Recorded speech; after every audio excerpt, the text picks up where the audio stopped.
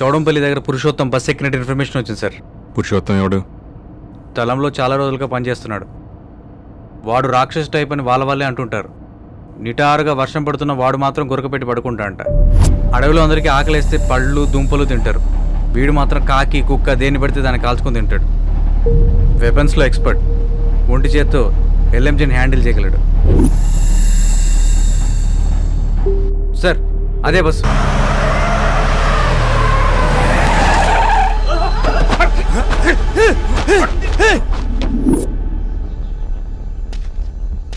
ఏంటే అవి? విప్లవ సాహిత్యం సార్. బాడీ పక్కన పెట్టాలి కదా. ఎప్పుడు చదవలేదు. బండిలో కాపీ పెట్టు. Okay sir. 20 ఏళ్ల ఉద్యమ ప్రస్థానం. ఎందుకు పోరాడావో, ఎవరి కోసం పోరాడావో, ఎవరితో పోరాడావో నీకే తెలీదు. మినిమం 30 మీటర్ల నుంచి ఏం చేయండి సార్. అవి వాడకండి. 303 వాడండి. ఒక్క దెబ్బతో అయిపోద్ది. ఇమ్తియాజ్, ఏంట్రా? మొన్ననే తాజ్ పోకరిచింది. దవాఖానా పోయి వస్తుంటే మీరు పట్టిండ్రు. ఒంట్లో ఏం బాగులే. నన్ను విడిచిపెట్టు, నీకు పనికొస్తా. కానీ నా 3 మాటలున్నాయి. 1, నా మీదున్న కేసులు మొత్తం మాఫీ చేయాలా. 2, నా తలకాయ మీద ఉన్న ఇనాం నాకే ఇయ్యాలా. 3, నేను బయటకు వచ్చాక ఏదో దందా పెట్టుకుంటా. దానికి మీ పోలీసు వాళ్ళ సపోర్ట్ కావాలా.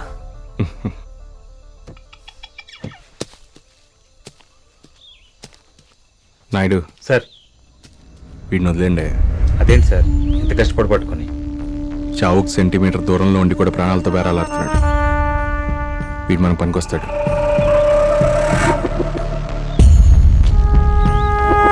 నువ్వేం చేయాలంటే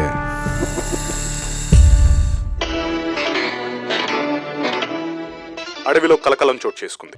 స్టేట్ కమిటీ సభ్యుడు సవ్యసాచి, అతడి భార్య అహల్య, మరో 16 మంది నక్సల్స్ ను పురుషోత్తం అనే దళ సభ్యుడు కాల్చి చంపాడు. అయితే ఇది పోలీసులు చేయించిన కోవర్ట్ ఆపరేషన్ అని, ముందుగా మత్తుమంది పెట్టి దళం మొత్తం స్పృహ తప్పాక పురుషోత్తం కాల్పులు జరిపాడని అంటున్నారు. ఈ ఘటన వెనుక స్పెషల్ పార్టీకి చెందిన ఒక ఇన్స్పెక్టర్ హస్తం ఉందని ప్రజా సంఘాల వారు ఆరోపిస్తున్నారు.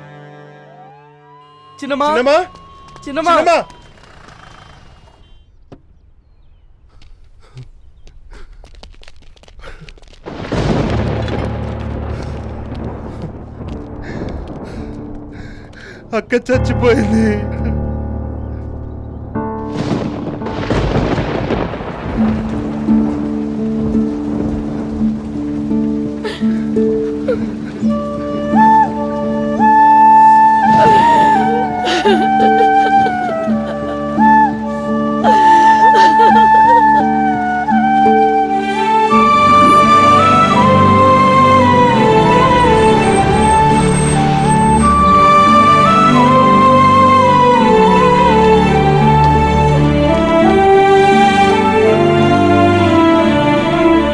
ఏంటిది పెట్టలు సార్?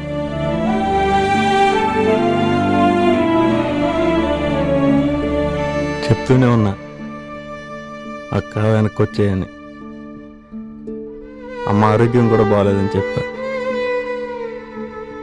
వినలా. అవును, అమ్మేది? అమ్మేది